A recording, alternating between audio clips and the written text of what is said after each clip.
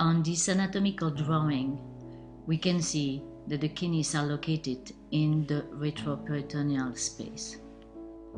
Both renal vein and arteries are emerging nearly perpendicularly to the adjacent caudal vena cava and aorta, while the ureters are diving caudally nearly parallel to these vessels.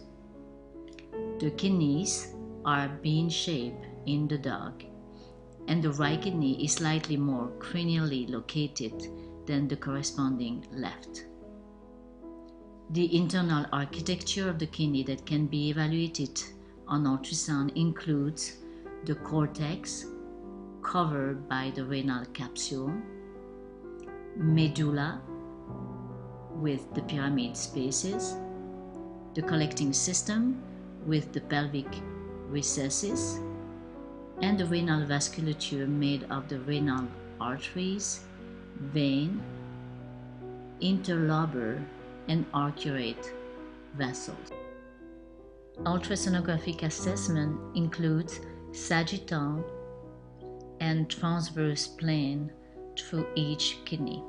On the right, we see the corresponding images of the transverse scan through the cranial pole and center portion of the kidney on A and B, respectively. The spleen is present in the near field on these two images. The renal cortex can be seen hyperechoic to the adjacent medulla. The urine in the pelvis is barely seen on this image. Fat is noted at the hilus around the renal vessels, and on the longitudinal scan, the contrast between the cortex and medulla can well be seen. On the sonographic images, color Doppler signals outline in blue and red the venous and arterial flow. By convention, the red represents flow towards the probe, while the blue color represents flow going away from the probe. The shape and internal architecture of the kidneys slightly differ between the dog and the cat. The kidneys in cats tend to be more rounded and oval shaped than in dogs. Let's start the real-time evaluation of the kidney in this beagle placed in dorsal recumbency.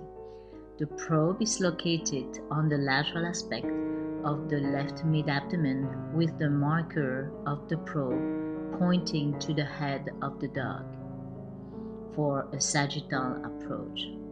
Notice that during the scanning, the probe is gently in contact with the skin without excessive pressure.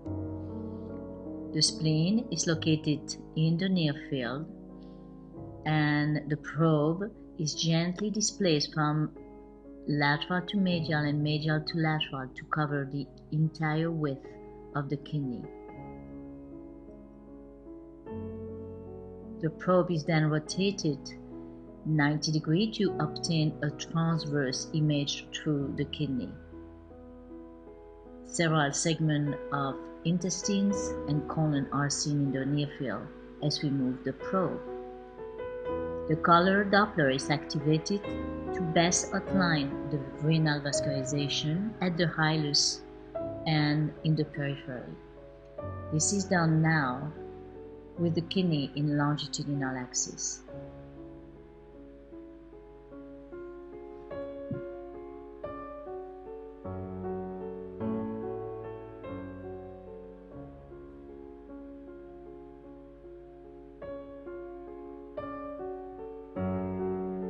The power angio mode displayed similarly the vessel, but this time in only one color without discrimination for the direction of the flow. This mode is more sensitive to low velocity vessels. To evaluate the right kidney, the probe has to be placed more cranially than on the left side. I frequently follow the rib cage and place the probe at the end of the dorsal margin of the rib cage. The probe is then oriented slightly cranially to best see the right kidney actually sits within the renal fossa of the liver. Small bowel with gas in the lumens may be seen in the near field and will somewhat limit the evaluation of the kidney. The probe is then worked from medial to lateral to fully evaluate the kidney on longitudinal section. The probe is then rotated 90 degrees to obtain a transverse scan. Color flow Doppler evaluation can also be performed in two planes.